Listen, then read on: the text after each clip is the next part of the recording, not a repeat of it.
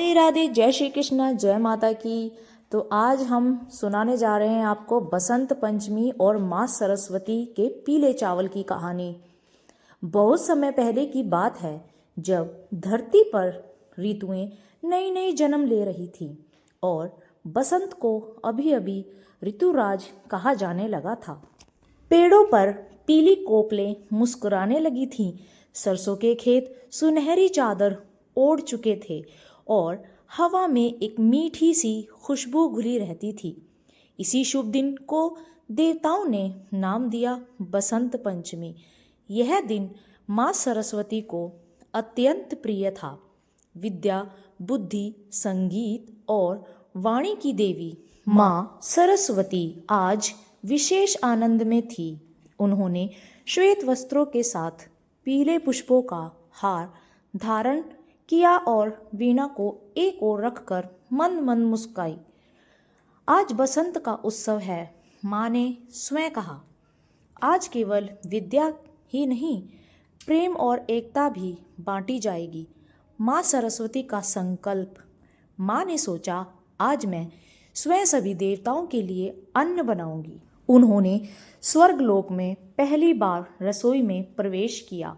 गंगा जल से हाथ धोकर उन्होंने चावल उठाए, फिर हल्दी, केसर और घी मिलाकर उन्होंने पीले चावल बनाने का निश्चय किया, जो बसंत के रंग, ज्ञान की उजास और शुभता का प्रतीक थे। जैसे जैसे चावल पकते गए, स्वर्ग में अद्भुत सुगंध फैलने लगी। वह सुगंध केवल भोजन की नहीं थी, वह ज्ञान, प्रेम और शांति की सुगंध थी। देवताओं को मिला निमंत्रण। नारद मुनि वीणा बजाते हुए वहां पहुंचे।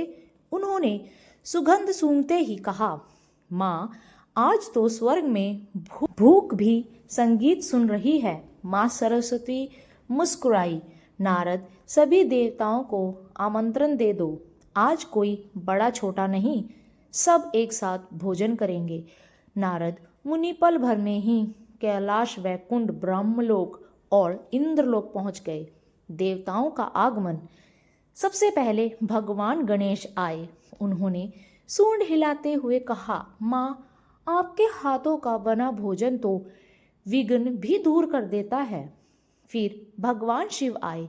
शांत होकर गंभीर उन्होंने कहा, सरस्वती, आज शब्द नहीं, स्वाद बोलेगा। माँ लक्ष्मी आई पीले वस्त्रों में।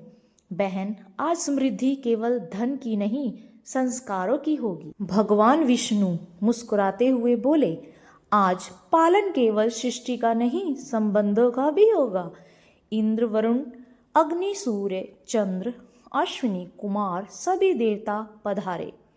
यहाँ तक कि ऋषि मुनि और गंधर्व भी उपस्थित हुए। भोजन से पहले माँ की सीख। माँ सरस्वती ने सबको बैठाया और कहा, आज यह भोजन केवल पेट भरने के लिए नहीं है। जो इसे श्रद्धा से खाएगा, उसके जीवन में अहंकार कम होगा, ज्ञान बढ़ेगा और वाणी मधुर होगी। सबने मौन रहकर माँ की बात सुनी। पीले चावल का चमत्कार। जैसे ही पहला कौर मुंह में गया, देवता आश्चर्य से भर गए। वे बहुत ही ज़्यादा स्वादिष्ट थे। गणेश जी बोले, माँ, इसमें तो समझ की मिठास है। शिव जी ने आंखें बंद कर ली। इसमें तो ध्यान की शांति है।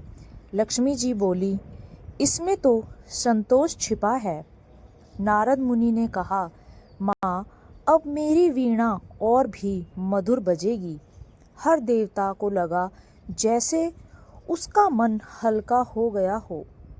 पुराने मतभेद, ईर्ष्या, थकान सब जैसे धुल गए। धरती पर प्रभाव। उसी समय धरती पर भी कुछ अद्भुत होने लगा। बच्चे पढ़ाई में मन लगाने लगे, कवियों को नई कविताएं सूझने लगीं, किसानों की फसल लहलहाने लगी, लोग बिना कारण मुस्कुराने लगे।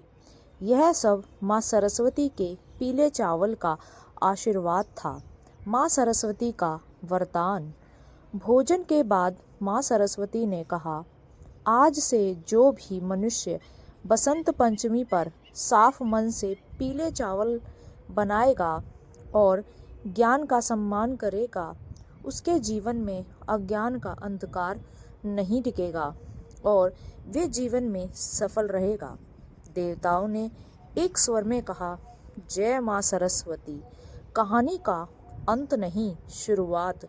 नारद मुनि ने वीणा छेड़ी और स्वर्ग गूंज उठा। माँ सरस्वती ने वीणा उठाई और संगीत में ज्ञान घुल गया और तभी से हर बसंत पंचमी पर पीले चावल बनाए जाते हैं और सभी में बांटे जाते हैं। माँ सरस्वती की पूजा होती है और यह याद रखा जाता है कि ज्ञान बांटने से बढ़ता है और प्रेम से ही बसंत आता है।